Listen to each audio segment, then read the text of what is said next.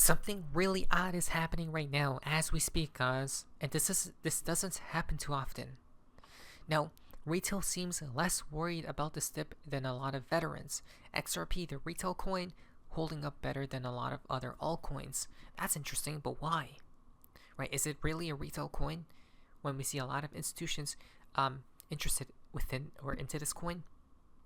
So someone did say maybe it's the institutions or all these people who are just holding, right? Because XRP hasn't been dumping versus Bitcoin.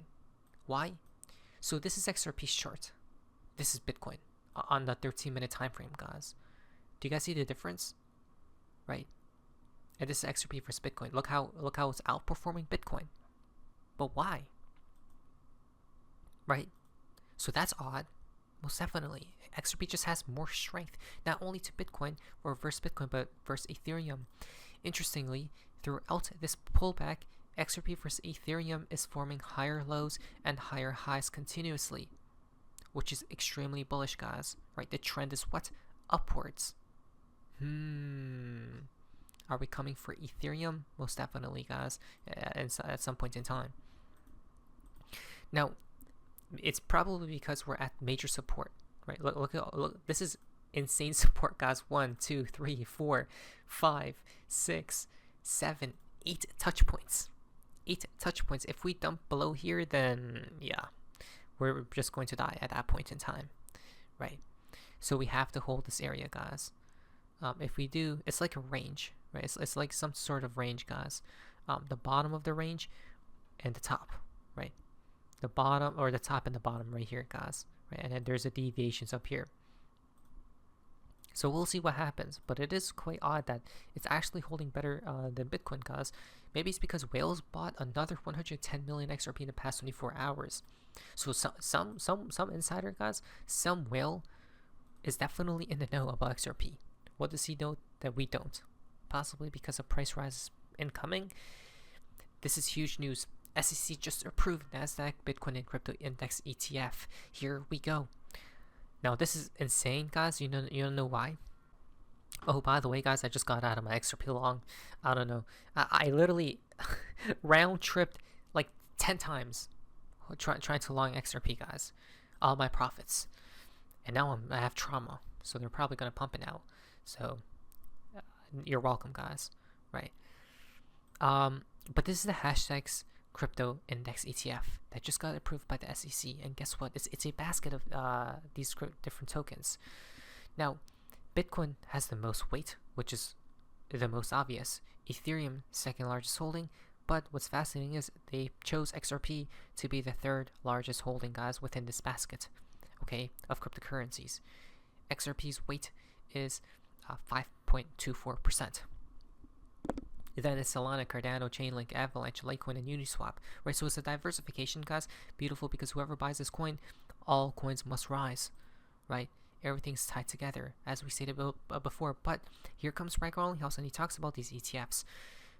Breaking. Brad Garlinghouse states that XRP ETFs represent the transition from speculative retail trading to institutional adoption. You guys see how he didn't say institutional trading? He said institutional adoption. When the institutions buy, when BlackRock and these folks buy, guess what? They don't sell because they have infinite money, literally. So they don't need to sell, right? Even when S hits the fan, they probably won't sell. It's a long-term hodl, right? It's a long-term hold for these people.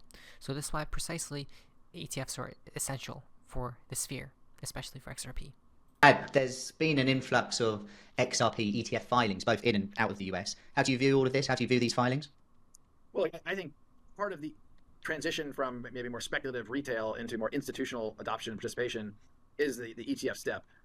Certainly, the Bitcoin ETF getting approved, the SEC was dragged kicking and screaming a little bit towards that outcome. But getting the Bitcoin ETF, I think, was a monumental event in terms of expanding the ability for others to participate, particularly institutional investors. So to me, I think I said then publicly that people would ask me, is there going to be an XRP ETF? And I just look, it's inevitable that there will be an XRP ETF. And now I think I actually don't even know. I think there's 4 or 5 different filings here in the US. I know at least one in Europe.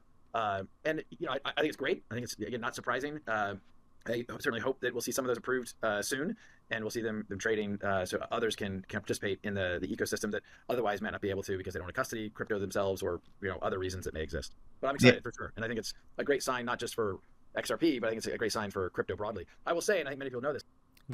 But remember, ETFs are actual adoption, guys, right? Because your average older person is not going on an exchange, writing down the damn seed phrase, or buying and putting off of cold storage, guys. A hassle. Instead, you buy an ETF such as this basket, okay, and you have all of these coins. And this is beautiful because it's a diversification. But this is specifically for the Nasdaq Crypto Index, guys. But targeting XRP ETFs, that's only for XRP, right? Which is overall a positive. Now, Ripple tweets out, RLUSD Spotlight explains how RLUSD sets a new standard for stablecoins and brings efficiency, speed, and transparency to global payments. Let's listen to this. The stablecoin market is really evolving. It's said that up to 90% of all transactions in crypto and on the blockchain involve stablecoins today. Uphold is unique. Unlike a traditional exchange, we do have a platform that underpins where people can come, and we connect to 30 different trading venues. Ripple USD, which will be listed as RLUSD on the platform, will allow users to have that almost digital dollar in their wallet. And they will be able to use it, spend it, buy crypto, have peer-to-peer remittance. And the really great thing about the RLUSD token is that it will have the transparency, the regulatory process behind it that will allow people to feel comfortable when they are purchasing and using it for payment. Stablecoins are going to be the killer use case for crypto right now. And I think it's because they are efficient, they are fast settlement, it can be 24/7, and they're really cost effective to use. And so we're able to bring that to our customers and give them the transparency and the utility they're looking for. That's simple, guys. Maybe this way nobody wants to sell XRP, right? There's a lot of bullish things happening. Insights. RLUSD got regulatory approval on December 10th, 2024, right? RLUSD versus USDT versus USDC. What do we see right here? Well, a few differences, right? RLUSD developer Ripple Labs, Tether, USD Circle. Now for RLUSD, we got fully backed by cash or equivalents, so this is 100% legit. For USDT Tether, well, they are 100% shady.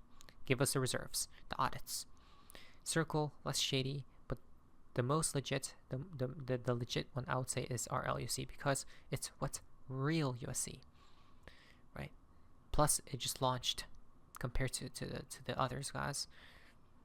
It's crazy how they launched in 2014, but they still can't get out the audits of the backings. Now, blockchain support XRP Ledger and Ethereum for RLUSD, but it's going to be on other chains soon, right? Regulatory approval approved by the NYDFS. For Tether, limited regulatory oversight, and for Circle, regulated under United States laws. Crazy, isn't it? Right? The primary use case for cross-border payments, institutional payments, and what? Storage, right? Trading, DeFi as well. So literally RLUSD beats everyone else off the park, guys, out the park. It's that clear, right? So here's Ripple's working with the incumbents to bring forth the new digital world. Oh, you don't say?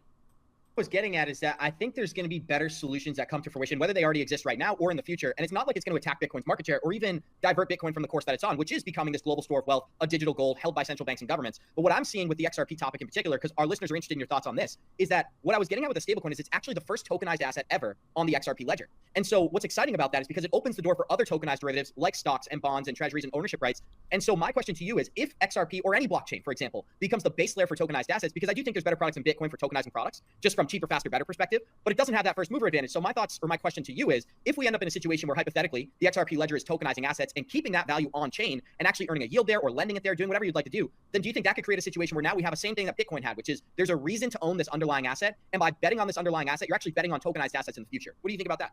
For sure. It's great summary, and exactly the direction that the technology is moving. And history is always written by the winners, right? So we'll know in a few years, how it all played out. But I do believe that XRP is one of the competitors vying for this. And there are others that claim, the Provenance blockchain, we're investors in Figure Technologies, and they want Provenance to be the chain for real world asset tokenization. Doesn't mean they're going to win, but that was Mike's dream all along, Mike Agnew, the CEO. So I think there are really smart people trying to achieve these positions, these dominant positions. And I think what we'll have is, like most technology, you'll have some factions. One will zoom ahead and maybe one will catch up, and we won't know who's going to be the ultimate winner until we get adoption. And I said, for digital gold money, Bitcoin won. Everybody say, oh, someone will come along and replace it. Not in an open source world, because we can copy paste like SegWit or whatever. But I do think it's less determined at this point, the other elements of securitization and trading, and there are two ways to go about it. One is to burn it all down and start over, independent, and that's kind of what Provenance and others were trying to do. They wanted to replace, the DTCC. The other is to work with the incumbents and kind of help them change into the new world. And I think that's what XRP and the Ripple guys have done. It's not a bad strategy, and we'll see how it plays out. So far, it's probably playing out well, isn't it? The next 12 months are going to be bullish due to accelerated institutional investor and reduced regulatory risk, guys. Look at that. So it's wow. They're saying that 2025 is going to be bullish, guys, and this year was already bullish. Now add on another year of all just pure bullishness, right? XRP haters don't realize that before the SEC lawsuit, XRP held 37% of Bitcoin's market cap. If they were to do the same thing right now, XRP would be at $13, right? So XRP has a lot more room to go up, guys. That's what people don't realize, right? How high? Technical analysts are talking about $100 possibly, right? Look at that, $100 price target from here to here, right? 1, 2, 3. A pump, a recession for the world, another pump. Wouldn't that make perfect sense? If you ask me, I think so. If we pull a Fibonacci level, guys, that targets what? Once again, over $100, right? If it just repeats the fractal from 2017. No one else called it, but I wasn't even looking at the charts beforehand, really, right? It was just like that feeling. I'm thinking $100, hopefully this cycle. But people are going to be like, no, the market cap, no, this and that. But if remember, liquidity is thin, and if you have a lot of these buys from institutional investors, retail, and everyone involved, and remember, the XRP community loves holding, the formula, the equation says explosion, basically. No, an HO vice. But it was so face me says, see you.